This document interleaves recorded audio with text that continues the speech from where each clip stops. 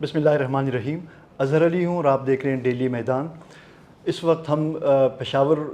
सूबाई असम्बली इमारत में मौजूद हैं। यहाँ पे JUI के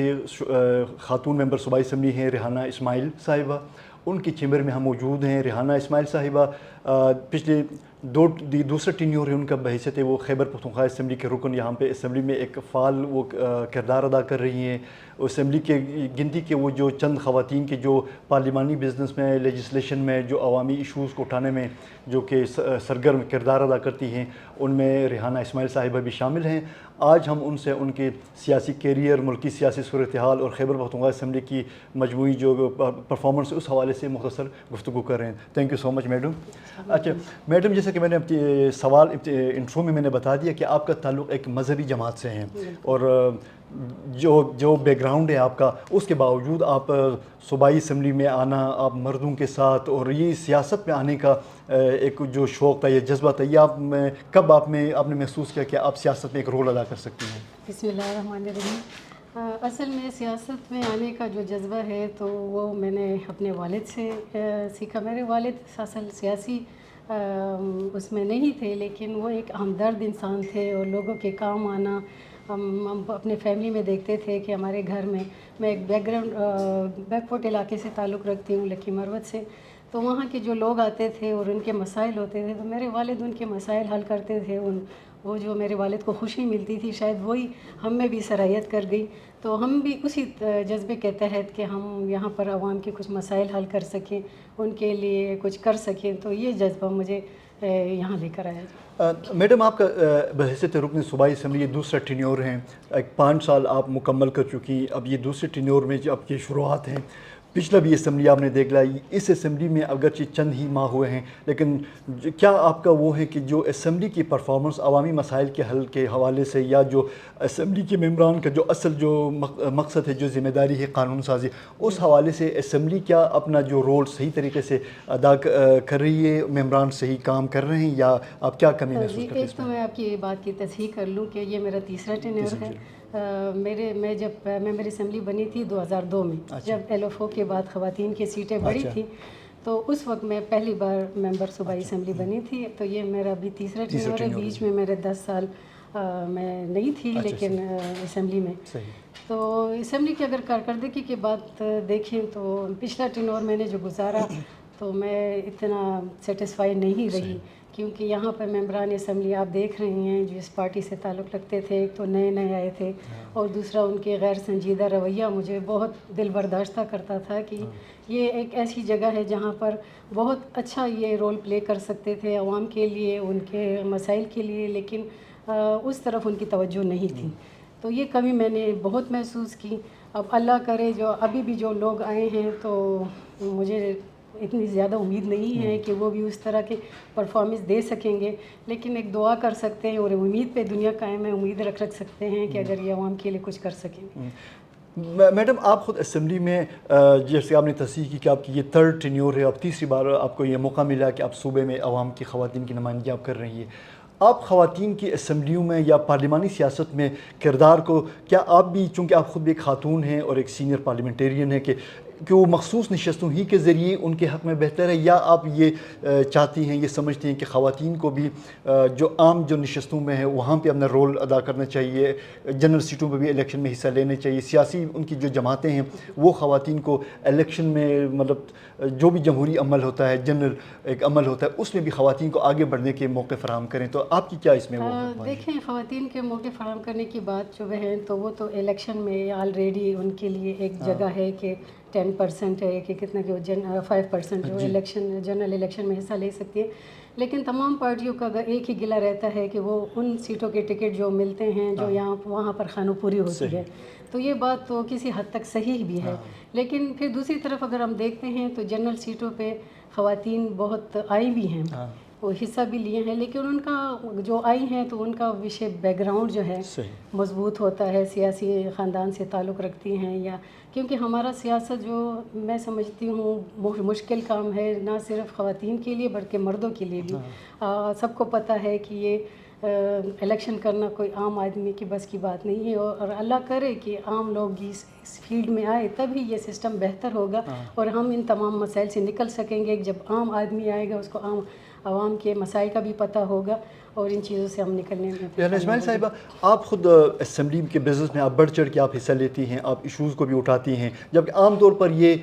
لوگوں میں یہ ایک خیال ہے کہ جو مخصوص نشستوں پہ آنے والی جو خواتین ہیں وہ اپنے خاندانی اثر رسوخ بیک گراؤنڈ کی وجہ سے ان کو اسمبلی میں آنے کا موقع ملتا ہے، لیکن آپ کا کیس مختلف ہے کیونکہ آپ ایشوز پہ آپ بحث بھی کرتی ہیں، آپ سوالات بھی اٹھاتی ہیں، آپ قانون سازی میں بھی آپ حصہ لیتی ہیں۔ تو یہ جو تاثر ہے، کیا یہ درست ہے کہ جو خواتین جو مخصوص نشستوں پہ آتی ہیں وہ صرف اپنے بیک گراؤنڈ کی وجہ سے یا اپنے اثر رسوخ خاندانی اثر رسوخ کی وجہ سے اسمبلی کی نشستوں میں آتی ہیں، یا وہ اپنی قابلیت کی بنیاد پہ بھی وہ ان میں آتی ہیں؟ دیکھیے، میں بالکل ڈینائی تو نہیں کروں گی کہ سیاسی اثر رسوخ نہ ہو تو یہاں پہ لوگ آتے ہیں، ٹھیک ہے، آئیں گے اسمبلی میں اثر رسوخ کے ساتھ اسمبلی میں لوگ آ جاتے ہیں، لیکن شاید وہ ایک بار آئے ہوں، لیکن جب ان کی کارکردگی زیرو ہو تو نیکسٹ ٹائم میرا نہیں خیال کہ کوئی بھی پارٹی ان کو ریکمینڈ کرے گا۔ تو میں سمجھتی ہوں کہ یہاں پر پھر اپنی قابلیت سے آگے بڑھنا پڑتا ہے اور اپنی جگہ بنانی پڑتی ہے، اس میں اگر میل ہو فیمیل ہو، اگر ان کی کارکردگی زیرو ہو تو نیکسٹ ٹائم پارٹی اس کو ریکمینڈ نہیں کرتی۔ میڈم، جو موجودہ جو سیاسی صورتحال جو پورے ملک کا ہے، پھر اسپیشلی خیبر پختونخوا کے حوالے سے اگر ہم بات کریں، اگرچہ تحریک انصاف اور جمعیت علماء اسلام ایک عرصے تک ایک دوسرے کے سخت حریف رہے ہیں سیاسی میدان میں، ابھی جو الیکشن کے بعد جو جنرل الیکشن کے بعد جو ایک نئی صورتحال سامنے آئی ہے اس میں دیکھ کے یہ لگتا ہے کہ اب تحریک انصاف کی خواہش ہے کہ وہ جمعیت علماء اسلام کے ساتھ ان کے کوئی سیاسی کوئی ایک اتحاد بنے، یا جو بھی وہ مقاصد جو سیاسی مقاصد ان کے ہیں کہ حاصل ان کے حصول میں وہ سمجھتے ہیں کہ شاید مولانا صاحب کی جو سیاسی بصیرت ہے یا ان کی جماعت کا سیاسی وزن ہے وہ ان کے ساتھ شامل ہو۔ تو آپ کو چونکہ اسمبلی میں بھی ہیں اور آپ جماعت کی ایک سرکردہ رہنما بھی ہیں، تو مطلب آپ کو کیا ڈائریکشن ہے جماعت کی طرف سے، مولانا صاحب کی طرف سے، کہ اسمبلی میں تحریک انصاف کی صوبائی حکومت کی مخالفت کرنی ہے یا ایشوز پہ ان کے ساتھ دینا ہے یا نیوٹرل رہنا ہے؟ کیا پالیسی ہے آپ لوگوں کی اسمبلی میں؟ دیکھیے، ایک ہماری تو جماعت کی پالیسی بہت واضح ہے، تو ہمیں بار بار انسٹرکشن لینے کی ضرورت بھی نہیں ہے، ہم جانتے ہیں کہ ہمارے کیا نظریات ہیں اور ہمیں اسی نظریات پہ ڈٹے رہنا ہے، چاہے وہ کسی پارٹی کے ساتھ ہمارے اتحاد ہو، پہلے بھی رہ چکا ہے مختلف پارٹیوں کے ساتھ، لیکن ہم ایک نظریاتی لوگ ہیں اور ہم اپنے نظریے سے کبھی بھی پیچھے نہیں ہٹتے، چاہے وہ ہم کسی کے ساتھ اتحاد میں رہیں، مخالفت میں رہیں، ہم اپنے نظریے سے پیچھے نہیں ہٹتے۔ اور آپ نے دیکھا کہ جتنی بھی پارٹیاں ہیں، مولانا صاحب کبھی بھی کسی کے پاس نہیں گئے، مولانا صاحب کے پاس ہی سب آتے رہے ہیں، اور اپنے مفاد کے لیے ہوں یا ملکی مفاد کے لیے ہوں، تو یہ سیاست کا ایک ایسا عمل ہے جو گفت و شنید سے ہی حل ہو سکتا ہے، اور ہم سمجھتے ہیں اگر جس میں ملک کا فائدہ ہو، ملک کے مفاد کی بات ہو، تو پھر بعض چیزوں میں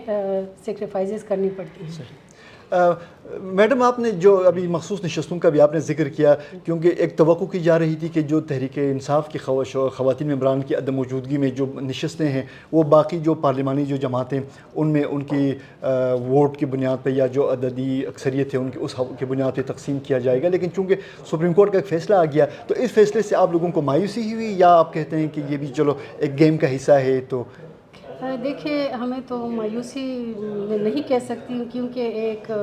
پارلیمنٹ کا ایک طریقہ کار ہے کہ جب الیکشن ہوتا ہے تو خواتین کو جو سیٹیں ہیں جو پارٹی میں تقسیم ہوتی ہیں، آزاد ممبران میں نہیں تقسیم ہوتی، لیکن وہ چونکہ الیکشن آزاد ممبرانوں نے کیا تھا تو وہ پارٹی میں تقسیم ہوئی، تو اس وقت بھی ہم اس کو غلط نہیں سمجھتے تھے کیونکہ وہ پارٹی بیسس پہ تقسیم ہو گیا تھا، لیکن ابھی یہ سپریم کورٹ کا جو فیصلہ ہے کہ یہ ان کا مینڈیٹ ہے، تو یہ تو قانون زیادہ بہتر سمجھتے ہیں کہ قانونی ان کے لیے کوئی راہ تھی نہیں تھی، یہ تو انٹرپریشن وہ زیادہ بہتر کر سکتے ہیں۔ میڈم، آپ کی سیاسی جماعت کے حوالے سے ایک سوال کروں گا کہ جمعیت علماء اسلام ایک دینی جماعت ہے، ایک معتدل وہ جماعت ہے، بہت زیادہ وہ ایکسٹریم لیول پہ وہ ان کی سوچ نہیں ہے، ایک معتدل جماعت ہے، تاہم اس کی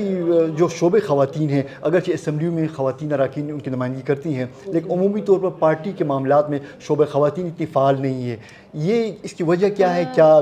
جماعت ضرورت محسوس نہیں کرتی کہ شعبہ خواتین کو عملی طور پر فعال بنایا جائے؟ نہیں، فعال تو جتنے بھی خواتین ہیں تو ان کی میں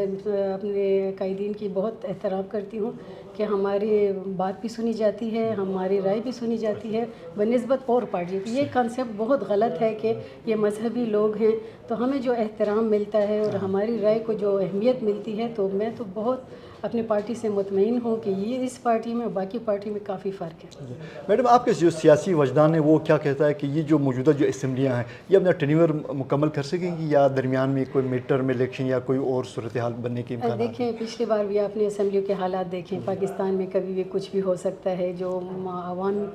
کا جو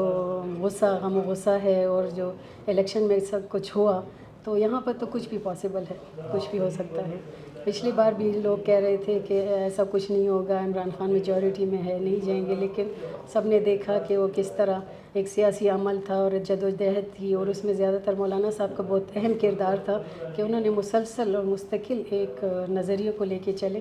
تو ہماری پارٹی کا تو ہمیشہ یہ ہوتا ہے کہ جدوجہد اور جدوجہد اور جدوجہد. میڈم، میرا آخری سوال جمعیت علماء اسلام کے بارے میں، اگرچہ یہ مولانا مفتی محمود صاحب کی جماعت ہے، ان کی ایک کاوشوں کا نتیجہ ہے جو کہ ان کے فرزند تک مولانا فضل الرحمان صاحب تک منتقل ہوا ہے، تو کچھ حلقوں کا یہ خیال ہے کہ جماعت پر مولانا صاحب کے جو اعضاء و اقارب ہیں، ان کے اہل خاندان ہیں، ان کا زیادہ اثر رسوخ ہے بنسبت کہ عام جو ان کی جماعت کے کارکن ہیں. آپ اس تاثر کو کس نظر سے دیکھتے ہیں؟ دیکھیں، الیکشن جو مولانا صاحب کا بھی الیکشن کے ذریعے الیکٹ ہوتے ہیں، ہمیشہ جو آتے ہیں، تو ہمارے پارٹی میں ایک جمہوری عمل ہے، تو اس کے بغیر تو کوئی بھی نہیں آ سکتا. جب عوام، ہماری پارٹی کے ایک شورا ہے، وہ سب اسی پروسیس سے ہو کے گزرتے ہیں. اس کو وائلیٹ کسی نے نہیں کیا، اور ایک طریقہ کار ہے، اسی کے تھرو سب آتے ہیں. اور یہ حق ہے، جو اگر آنا چاہتا ہے اور وہ اپنے علاقے میں لوگ اس کو پسند کرتے ہیں اور یا ان کو ٹکٹ ملتا ہے یا کچھ، تو میرے خیال میں اس میں ایسی کوئی اعتراض کی بات نہیں ہونی چاہیے. ریحانہ عثمانی صاحب، آپ کا بہت بہت شکریہ. انشاءاللہ پھر مزید مستقبل بھی آپ کے ساتھ بات چیت کا سلسلہ جاری رہے گا. Thank you so much.